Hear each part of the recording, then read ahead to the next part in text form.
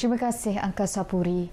Lebih 12,000 pekerjaan ditawarkan 24 majikan menerusi Karnival Kerjaya Jamin Kerja Keluarga Malaysia 2022, anjuran Kementerian Sumber Manusia baru-baru ini.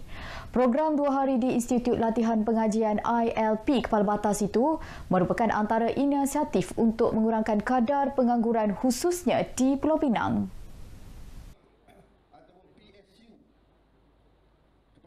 Menteri Perumahan dan Kerajaan Tempatan merangkap Ahli Parlimen Kepala Batas, Datuk Seri Rizal Merican Naina Merican berkata, penganjuran program itu amat membantu melonjakkan ekonomi terutama di kawasan seberang perai.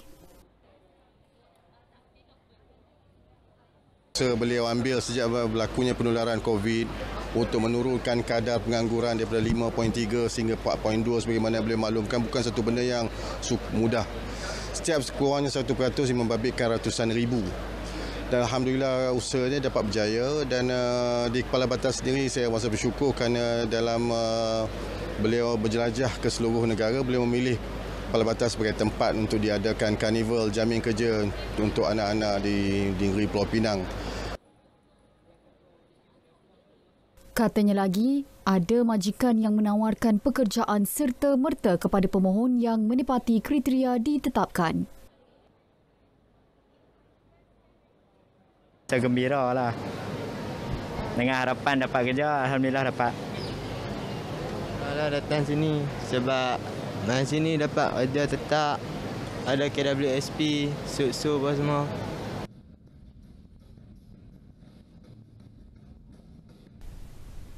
Ke arah usaha menerapkan semangat cintakan negara di kalangan pelajar sekolah rendah.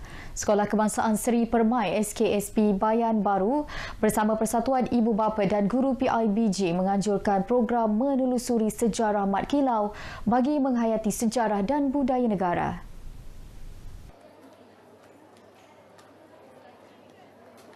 Seramai 170 murid SKSP, mereka bersama ibu bapa dan guru-guru turut tidak melepaskan peluang menonton filem Mat Kilau di sebuah pawagam baru-baru ini. Dapat dilihat mereka lengkap berbusana tradisional mengikut tema filem Mat Kilau Kebangkitan Pahlawan.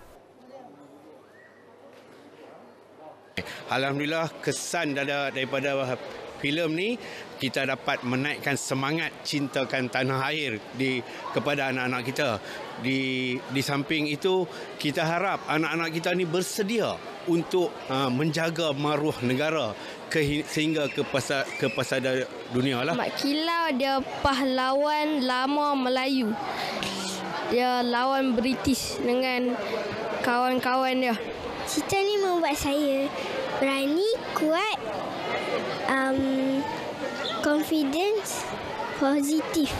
Supaya program ini menjadi satu program untuk menjadi satu kesedaran bersempena dengan Hari Kemerdekaan yang bakal menjelang tiba. Pihak sekolah akan meneruskan inisiatif seperti ini bagi mendedahkan kepada murid mengenai sejarah pahlawan negara yang berkorban demi mempertahankan tanah air.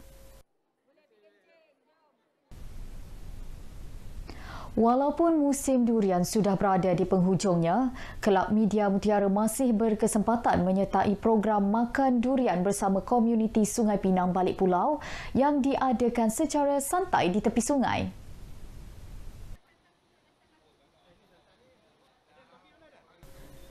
Disertai pengamal-pengamal media negeri, program memberi peluang kepada mereka beramah mesra dengan penduduk setempat.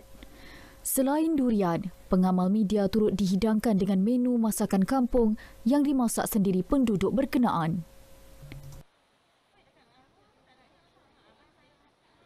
Walaupun kita sibuk dengan tugas, faham-fahamlah, tugas wartawan dengan tugas juru kamera di Pulau Pinang ni, tugas-tugas media ni, tapi kita cuba juga memenuhi komuniti hasrat komuniti penduduk di sini. Sebab apa, sebelum ni pun dah 2 tahun